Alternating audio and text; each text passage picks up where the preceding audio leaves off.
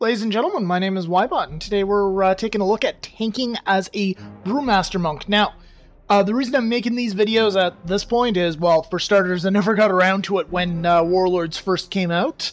But secondly, I'm thinking they still have some value at this point, because probably people are getting kind of bored, may want to be trying some alts, may want to be trying to tank with some alts too. So this is the purpose of these particular videos, is that if you're in that situation like I am, where maybe you want to try out some different classes, you want to level an alt, you want to tank with an alt, but you're not exactly sure how to do it, or this is your first tanking character whatsoever, then that's why I'm making these videos. Anyway, let's go ahead and get started here. So, first off, if you were ever in your garrison, you should probably avoid this tanking target dummy here, because he kicks the shit out of you as...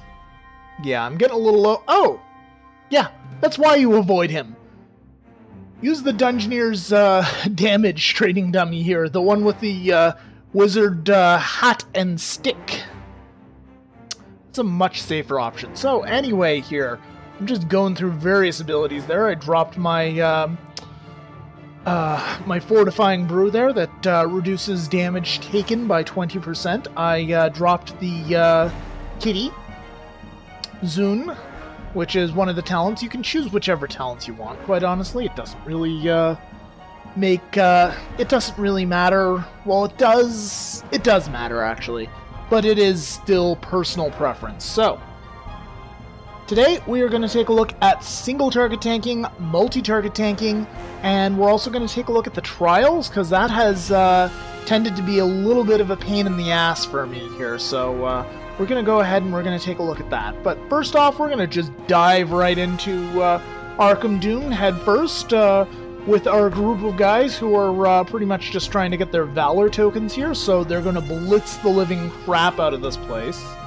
And it'll be fairly difficult to actually get any rotations off.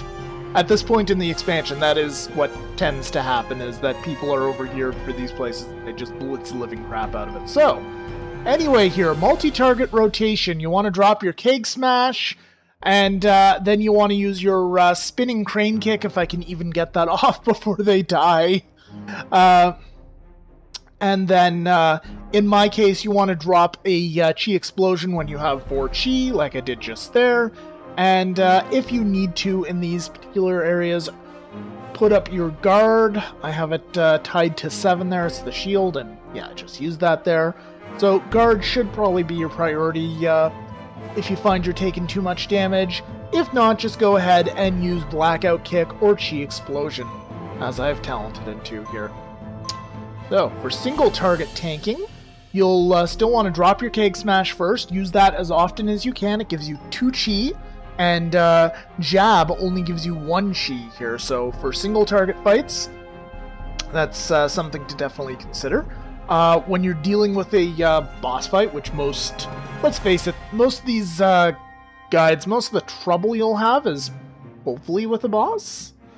Sometimes you run into more trouble with the trash, which is definitely the case in the bloody trials, where it's all trash, and it's challenging trash. But we'll get to that later. So, we're just gonna deal with the first boss of Arkham Dune here, taunt him with Provoke, throw down the keg smash, start using jab to build up chi, and then use chi explosion at either 2 or 4 chi, ideally. If you use it at 1 chi, he does, you do a set amount of damage to him. If you use it on 2 chi, then you do a little bit more damage, and you gain the shuffle debuff that you would usually gain from blackout kick. If you do it with 3 chi, you get a little more damage, shuffle, and you also clear your stagger damage, which is pretty handy. But ideally you want to do it at 4 chi, because then not only does it do AoE, which may not necessarily be necessary, but it will do more damage overall to the single target. So it's the highest possible amount of damage. So I'm skipping ahead here, and we'll take a look at another decent melee fight here. Soulbinder Naomi there just kind of goes down like a sack of potatoes. with this particular group here, because they happen to be really friggin' good. So, yeah, once again, just make sure, use guard, use nimble brew whenever you find that it's necessary. The more charges of nimble brew you have, the longer it's going to last, and it'll help reduce the damage you take. And also, obviously, guard will reduce the damage you take. And also, pretty much to use as your filler is Tiger's Paw there. That'll throw up Shuffle, and it'll also help reduce the amount of armor that will reduce the armor of the target, so you'll ignore some of their armor, which is helpful. And yeah, we're just going to skip right through here to the last boss of this particular instance, and you'll get to see more of this rotation in action here. So, Gig Smash, once again, jab, jab, jab. I find that I tend to use Chi Explosion awkwardly at 3 charges instead of 4, which initially I thought was a complete and total waste, but on a single target fight it's not terrible, actually. But, yeah. You should ideally try to use it on 4, but if you don't, it's not the end of the world. Mostly, as is the case with all tanks, at least in heroic dungeons, normal dungeons, make sure the boss and every ad that is tauntable is attacking you rather than the rest of the group, and try to make sure that you take as little damage as possible. So that is your job. Now, next up, we're moving off to Highmall, and we're going to take a look at the Butcher here, who's a nice simple fight, and I'll give you a quick rundown here of how you deal with a LFR fight here, which pretty much the same, as is the case in every LFR fight. For the love of God, put your other tank on focus so you can see the debuffs. Sometimes, as is the case here, it gets into a aggro contest where we keep taunting the boss off of each other. In my case, it's so I can try to make a video. But, yeah, anyway, the rotation's exactly the same. Drop Cake Smash whenever you can. Use Jab as your go-to Chi builder when you can't use Cake Smash. Drop a Tiger's Paw whenever it is you've got space in your rotation for it. It shouldn't cost any resources. If you have Shuffle up already, I believe. I think that's how it works. And then drop Chi Explosion on either 2 Chi or 4 Chi. And if you need to take less damage, use your Fortifying Brew. That's one of your defensive cooldowns. Another defensive cooldown is, I believe it's called Serenity. What it does is you take 90% less damage, but it is cancelled by the first melee hit. So it is good for one big whopper of a hit that you're going to take from a melee boss, or if a boss goes into a heavy spell damage phase, then you'll be able to repel that spell damage for 8 seconds, or at least reduce it considerably. So, anyway, guys, that pretty much sums up all of the tanking information I have for you for the rotation here. I will be continuing on in a brief moment here to go ahead and take a look at the trial with you guys. If you do not need any help with the trial, if you've already beaten it, then thank you very much for watching, and I will see you guys next time. For those of you who would like to continue, we're going to skip over to the trial right now. Alright, ladies and gentlemen, welcome to the Silver Trial for the Mistwalker Monk, which is exactly the same as every other tanking trial, period. Which, I think originally they promised that they were going to do something different. Oh, something else I forgot to mention, as I seem to do quite often. Clearly it's not necessary, but it's definitely helpful. Drop your Ox statue whenever you can, because it will taunt your enemies. So if you've got multiple ads that do a lot of damage, then they will, maybe one of them will go ahead and attack your Ox statue, which is fairly durable. So anyway, we're just going through the first wave of the Silver Trial. It's nothing to worry about. Pretty much the only thing you need to worry about is the Wind Guards and the, the Wind Guards and the Flame Callers, especially the large Flame Callers. All the Wind Guards are large Wind Guards, I believe. And as you can see, there are a couple of straggler rat bunnies are going and attacking things. So, yeah, pretty much just use your AoE rotation here. Keg Smash. If you don't have Chi Explosion, you're supposed to use Blackout Kick. At this point, probably you could also just go away and use Fire Breath if you wanted to. Breath of Fire. And here we go. Here's those wonderful flame callers here that really screw with your life, depending on which class you're playing. Certain classes have an easier time. I've noticed that I think druids may have a bit more of a problem than some other ones. So with these guys, interrupt them on a regular basis. And I have leg sweep as one of my talents here. Whatever stun talents you have, you should probably try using those as well, as long as they don't have too much of a cooldown. If they do have too much of a cooldown, save it for the larger illusionary flame callers. Also, I believe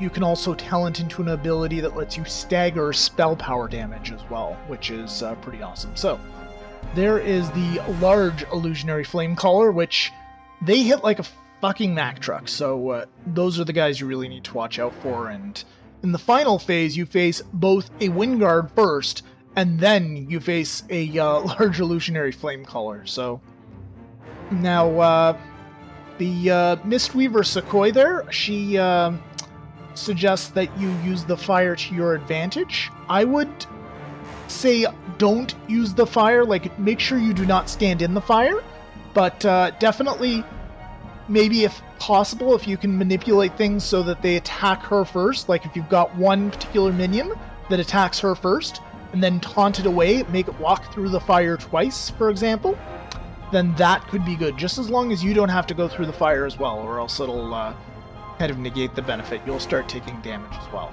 So, you can do it safely, great, but otherwise, avoid the fire, just let Sequoia DPS them down, and do whatever DPS you can.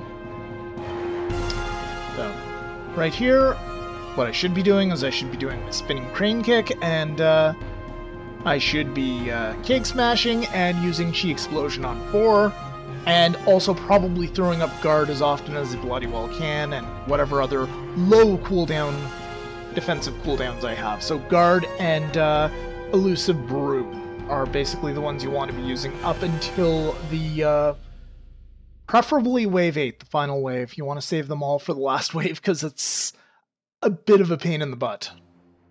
So these guys right here, they hit pretty hard, so you want to make sure that you've got guard up for when they're attacking you, and also they taunt once they push you back with the Wind Blast there. Wing Blast, I think it is, not Wind Blast.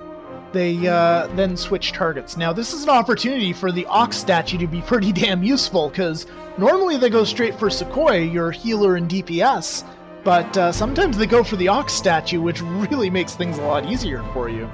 So you can just kind of sit there and just let them attack the Ox statue and pretty much be inconsequential for the fight. So that's kind of cool.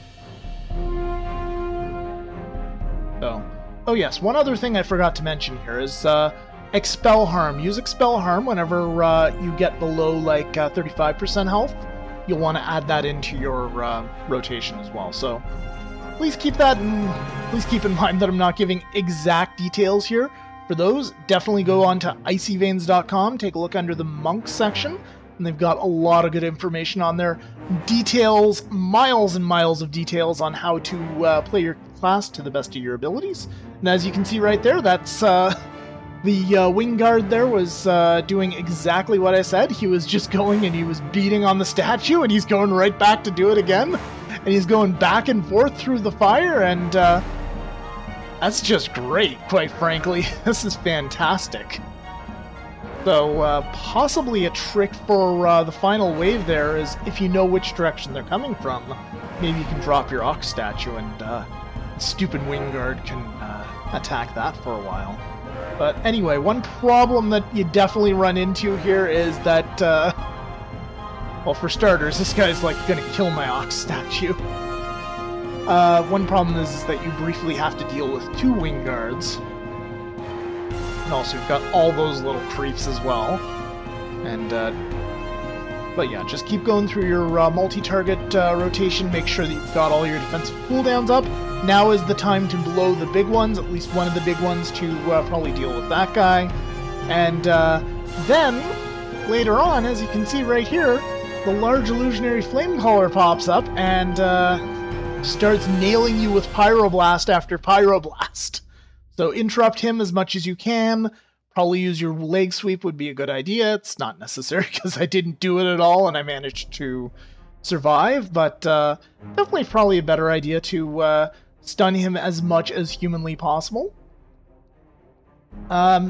Interesting thing that you could probably do if you were if you get everything down but this guy is you could try using your cooldown there. I believe it's called Serenity. It might be Zen Meditation as well.